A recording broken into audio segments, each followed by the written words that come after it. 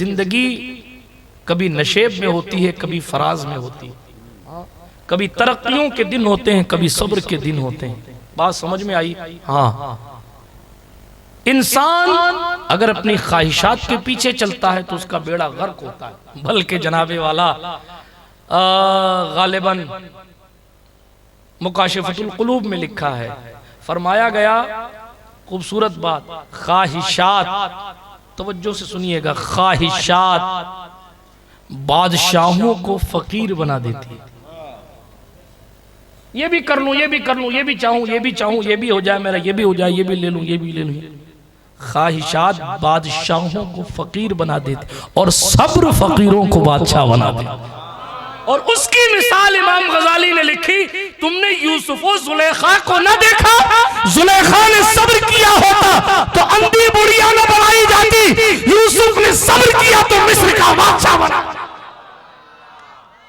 यूसुफ ने सब्र किया तो मिस्र का बादशाह बना दिया गया। अगर जलीखा ने भी सब्र किया होता, जुलेखा ने भी सब्र किया होता तो इस मंजिल को न पहुंचती। मैं उन पर बात नहीं कर रहा, लेकिन जुलेखा अगरचे अपनी मंजिल मकसूद तक पहुंच गई क्योंकि उनका इश्क सच्चा था और जिससे इश्क किया था वो अल्लाह का नबी था। कुदरत ने उनके इश्क की लाज रखी और जनाबे यूसुफ को कहा, यूसुफ तुम्हारी मन्नत उस वक्त तक पूरी न होगी जब तक बुढ़िया आकर तुम्हारे लंगर से खाना न खा ले। मालिक वो बुढ़िया कौन? जाओ उस इलाके में तलाश करके लाओ। यूसुफ पहुंचे तलाश करने के लिए, नहीं खुद नहीं पहुंचे, कासिद को भेजा, जाओ वहां एक बुढ़िया तलाश करके लाओ। कासिद गया, चलो बुढ़िया, या अय्यतुहल अजूज, ओ बुढ़िया चलो, बादशाह सलामत बुला रहे। कहा तुम कौन हो? कहा मैं यूसुफ का कासिद हूँ। कहा जाओ यूसुफ को भेजो, यूसुफ को भेजो।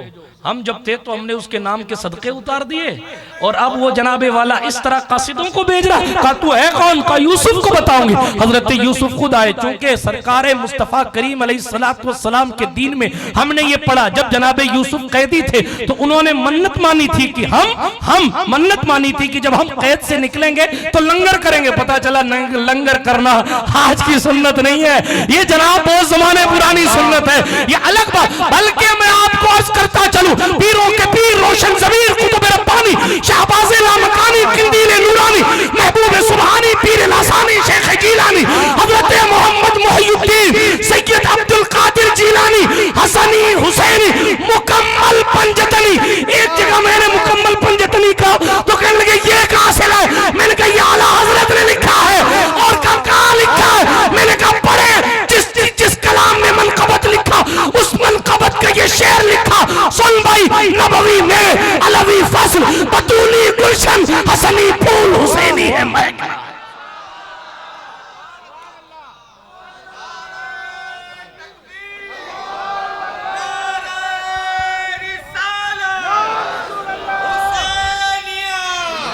नबवी में अलवी फसल बतूली गुलशन, नबवी में हुजूर को ले आए, पंजतन में पहले हुजूर, अलवी में मौलाए कायनात को ले आए, बतूली गुलशन सैयदा ज़हरा को लाए। फिर हसनैन करीमैन बचे तो कहा हसनी फूल हुसैनी है महकनात। पता चला वो भी कह रहे हैं ये पंजतनी है, पंजतनी पंजतनी। क्यों ना कासिम हो कि तू इब्ने अबिल कासिम है, क्यों ना कादिर हो कि मुख्तार है बाबा तेरा। कसीदा फिर पढ़ूंगा, अभी मैं इतना अर्ज करता हूँ। शेख से पूछा गया बताएं फकीरी क्या है, तो आज तो चिल्लम उठा के लोग कहते ये फकीरी है, गंदा कुर्ता दिखा के कहते ये फकीरी। गौस पाक फरमाते मखलूक को खाना खिलाओ, यही फकीरी। सुभान अल्लाह, सुभान अल्लाह।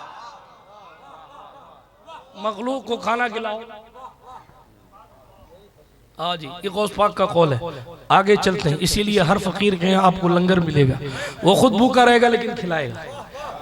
खुद भूखा रहता। गरीब नवाज 7 दिन तक नहीं खाते थे। 7 दिन के बाद एक चौथाई रोटी 2.5 तोला लिखा है किताबों में, चौथाई अपने लोग अपने हिसाब से कहते हैं। 2.5 तोला रोटी सूखी हुजूर गरीब नवाज पानी में भिगो कर खाते थे, लेकिन कोई आने वाला भूखा नहीं जाता था, सबको खिलाते थे। और शायर को मजबूरन या मसरूरन कहना पड़ता था, रह के फाकों में गरीबों को खिलाने वाले ऐसे होते हैं मोहम्मद के घराने वाले। सुभान अल्लाह, सुभान अल्लाह, वाह वाह वाह।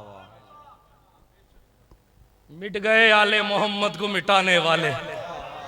अब भी जिंदा है मोहम्मद के घराने वाले। सुभान अल्लाह सुभान अल्लाह। मिट्टी में मिल गए हैं इरादे यजीद के, लहरा रहा है आज भी परचम हुसैन। सुभान अल्लाह सुभान। बात दूर न चली जाए, जज्बात में टॉपिक बदल न जाए, तेजी के साथ अर्ज कर रहा था, हालांकि मैं सोच के कुछ और आया था, हाँ, मगर जनाब यूसुफ की बात आ गई। चलें सुन लें, ये बात आई गई है तो सुन ही लें। अच्छा, बड़ी इनकी जिंदगी भी बहुत अल्लाह अकबर पूरी दुनिया को अपनी तरफ खींचने वाली और कदम कदम पर रहनुमाई करने वाली, बात दूर नहीं ले जाता।